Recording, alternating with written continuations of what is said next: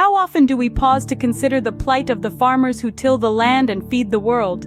Their struggles are often hidden in the background of our daily lives, yet they bear the brunt of economic, environmental, and political upheavals. Today, we delve into the pressing issues facing farmers and their call to action in the form of a 12-point agenda put forth by 250 farmer organizations. First on the agenda is the demand for a minimum support price, or MSP, on all crops. This proposal is based on the Swaminathan Commission report, which argued that guaranteeing a fair price for crops could alleviate rural poverty and ensure food security. The MSP would act as a safety net for farmers, protecting them from the volatility of market prices. Secondly, the agenda calls for a complete loan waiver for farmers and laborers. Debt is a constant cloud over the heads of many farmers, often leading to severe mental stress and, in some tragic cases, suicide. Wiping out these debts could provide a fresh start for many struggling farmers and laborers. Thirdly, the re-implementation of the Land Acquisition Act of 2013 is sought. This act would require the written consent of farmers before their land is taken, and would ensure they receive compensation 4 times the government rate. This is a vital safeguard against forced displacement and exploitation. Point 4 of the agenda demands strict punishment for those responsible for the death of farmers in Lakhimpur Kheri in October 2021. This tragic event highlighted the dangers farmers face when protesting for their rights. Fifthly, the agenda calls for India's separation from the World Trade Organization, or WTO, and the cancellation of any anti-farmer agreements. The WTO's liberalization policies have often been criticized for favoring wealthy nations and multinational corporations at the expense of small-scale farmers.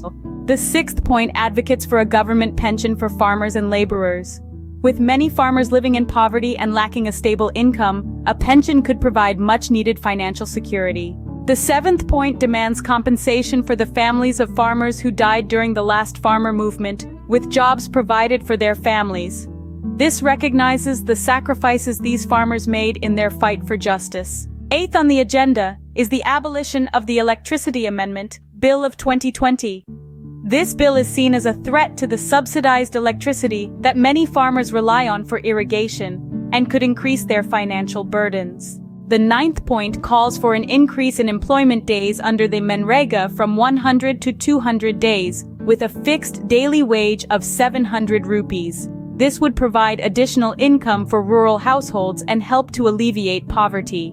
10th, the agenda demands strict action against companies that produce fake seeds, pesticides, and fertilizers. These products can cause significant harm to crops, undermining farmers' livelihoods and the nation's food security. The 11th point calls for the formation of a national commission for spices like chili and turmeric. This would help to regulate the spice market and ensure fair prices for farmers. Finally, the 12th point emphasizes the need to ensure the rights of indigenous people or tribals over water, forest, and land.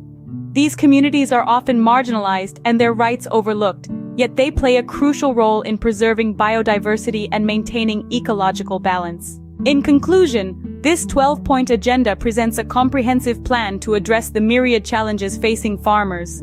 It calls for economic security, justice, and respect for the rights of farmers and indigenous communities.